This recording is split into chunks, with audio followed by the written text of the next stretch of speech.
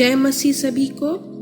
और आज का जो डेली डिवोशन है वो मैं पुराना नियम भजन संहिता से ली हूँ 19:7। यहोवा की व्यवस्था खरी है, वह प्राण को बहाल कर देती है। यहोवा के नियम विश्वास योग्य है, साधारण लोगों को बुद्धिमान बना देता है। तो जब हम ये पढ़ते हैं तो इससे हमें पता चलता है कि पिता परमेश्वर हमें आज्ञाकारी बनाना चाहता है, इसलिए उसने हमें आज्ञा दिया है। और ये आज्ञा जरूरी नहीं कि हर एक इंसान उसको जाने और समझे और पालन करे। ये आज्ञा उन्हीं के लिए है जो उसे परमेश्वर को जो ग्रहण करता है, और जो परमेश्वर को ग्रहण करता है वो परमेश्वर के पुत्र या पुत्री कहलाते हैं। तो यहाँ पर हम जो पढ़ते हैं इससे हमें ये पता चलता है, ये भजन संहिता 19 दाऊद राजा ने लिखा है और उसका ये भजन है। और वो यही उस वक्त जब वो ये लिख रहे थे तब उसके पास में एक पूरा बाइबल नहीं था कंसल्ट करने के लिए या ज़्यादा से ज़्यादा जानकारी प्राप्त करने के लिए, लेकिन उसे पता था कि यहोवा खुदा का जो आज्ञा है वो इज़राइलियों के लिए था। और क्योंकि वो परमेश्वर का देश है, इज़राइल एक परमेश्वर का देश है और परमेश्वर अपने लोगों के लिए ये लिखा था, तो उसे पता था दाऊद राजा को कि ये सारे पिता परमेश्वर का लिखा हुआ है। तो पिता परमेश्वर को उसने ग्रहण किया था और वो पूरी तरह से विश्वास में था। तो जब वो लिख रहा था तो उसके मन में बहुत सारे विचार आ रहे थे, और इसीलिए जब हम देखते हैं 7 से 11 तो उसके आज्ञाओं के बारे में लिखा हुआ है, उसके कमांडमेंट्स के बारे में लिखा हुआ है। और वो यही कहता है कि यहोवा बहुत पवित्र है और वो चाहता है कि उसके लोग भी पवित्र हो।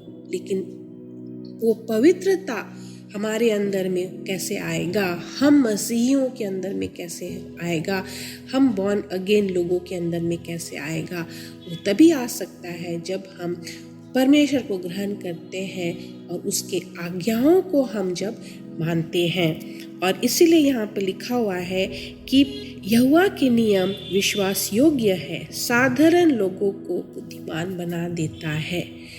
तो ये बुद्धिजीवी या बुद्धिमान लोगों के बारे जो संसार के हैं उनसे ये तुलना नहीं किया गया है, लेकिन उनसे ये बोला गया है जो परमेश्वर के ज्ञान को प्राप्त करके ज्ञानी होते हैं।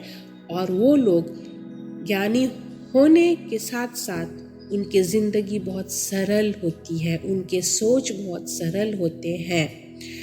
और अगर आप समझ पा रहे हैं तो आपके सामने में बहुत सारे एग्जाम्पल्स होंगे लोगों के, आपके साथ भी कुछ ऐसे उदाहरण होंगे आपके ज़िंदगी में।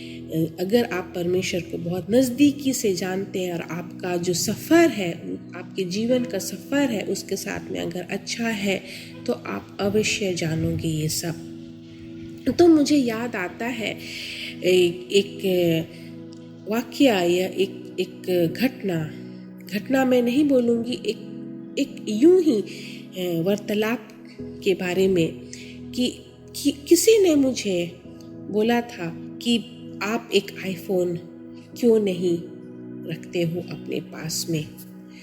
तो मैंने कहा कि मैं उस काबिल हूँ कि मैं आईफोन खरीद सकती हूँ, लेकिन मुझे आईफोन बिल्कुल पसंद नहीं है, तो मैं क्यों उसको यूज़ करूँ, मैं क्यों उस आईफोन को लूँ लोगों को दिखाने के लिए। और ऐसे आपको दुनिया में बहुत सारे लोग मिल जाएंगे कि वो दिखावा करते हैं, वो सामान रखते हैं अपने पास में, वो उस सामान से वो खुश अगर नहीं भी है तो लोगों को दिखाने के लिए वो रखते हैं।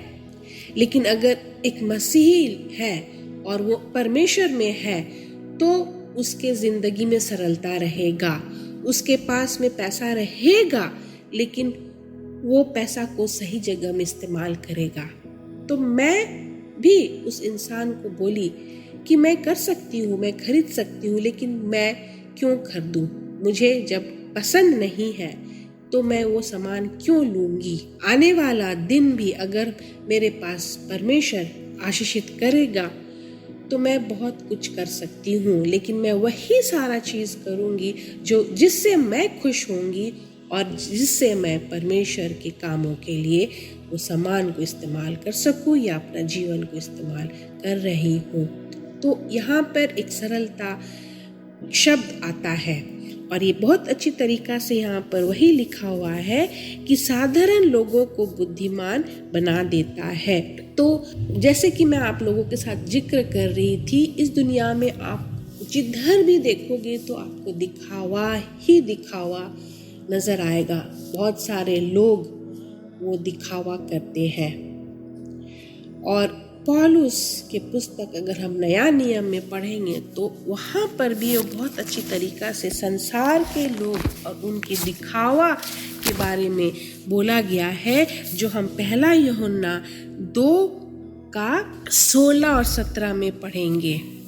क्योंकि जो कुछ संसार में है, अर्थात शरीर की अभिलाषा और आँखों की अभिलाषा और जीविका का घमंड, वो पिता की ओर से नहीं परंतु संसार ही की ओर से है। 17 संसार और उसकी अभिलाषाएं दोनों मिटते जाते हैं, पर जो परमेश्वर की इच्छा पर चलता है वो सर्वदा बना रहेगा। तो कौन बना रहेगा? जो परमेश्वर की इच्छा पर चलता है वो सदा सर्वदा परमेश्वर में बना रहेगा। उसके अंदर में कुछ छल कपट नहीं होगा, उसके अंदर में दिखावा नहीं होगा। उसके पास पैसा है लेकिन वो दिखावा के लिए सामान, लोगों को दिखाने के लिए वो सामान नहीं खरीदेगा। वो उसके लिए क्या ज़्यादा उपयोगी है या यूज़फुल है या जिससे उसे खुशी मिलती, वो वही चीज़ रखेगा अपने पास में। और ये हम देखते हैं कि दाऊद राजा भी वही लिखा हुआ है भजन संहिता 19:7 में कि साधारण लोग बुद्धिमान होते हैं लेकिन उसके अंदर में एक सरलता होता है। तो आज मैं आप लोगों से ये पूछना चाहती हूँ कि अगर आप ऐसे किसी को जानते हैं जिनका जिंदगी दिखावा है तो आप उनके लिए दुआ करें। आप अगर उनसे बात कर सकते हैं तो आप उनसे बातें करें कि दिखावा का जिंदगी लोगों को दिखाने के लिए बिल्कुल सही नहीं होता है, लेकिन अगर हम सही ज़िंदगी सही तरीक़ा से जिए तो उसमें ज़्यादा खुशी हमें मिलता है, जो हम बाकी बाद के पदों में हम देखते हैं। जैसे यहाँ लिखा हुआ है 8 में, भजन संहिता 19:8 में हम देखते हैं, यहोवा की उपदेश सिद्ध है, हृदय को आनंदित करता है। क्योंकि उसमें इतना, परमेश्वर का वचन में इतना सिद्धता है कि हृदय को आनंदित देता है। यहोवा की आज्ञा निर्मल है, वो आँखों में ज्योति ले आती है। फिर हम पढ़ेंगे 9 में, यहोवा का भय पवित्र है, वो अनंत काल तक स्थिर रहता है। यहोवा के नियम सत्य और पूरी रीति से धर्ममय है। तो वो सारे आत्मिक बातें हैं और इस आत्मिक बातें को जानने के लिए हमें पिता परमेश्वर के साथ में अच्छा संबंध बनाना है, तभी हमें एक अच्छा जिंदगी मिल सकता है। तो आज मैं आप लोगों से यही कहना चाहती हूँ कि अगर आपके पास प्रार्थना निवेदन है तो आप हमें भेजें, हमें हमारे कमेंट बॉक्स में आप लिखें और हम आपके लिए हैं, आपके लिए सदा है प्रार्थना करने के लिए। तो आप अगर नए हैं, आप हमारे चैनल को पहले बार देख रहे हैं या सुन रहे हैं तो आप इसे सब्सक्राइब करें। आपको आने वाले दिन, ये नया साल में बहुत कुछ सीखने को मिलेगा, जानने को मिलेगा। और आप सिर्फ इसे लाइक ना करें लेकिन इसे आप दूसरे से शेयर करें। परमेश्वर अवश्य आपको आशीष देगा। धन्यवाद।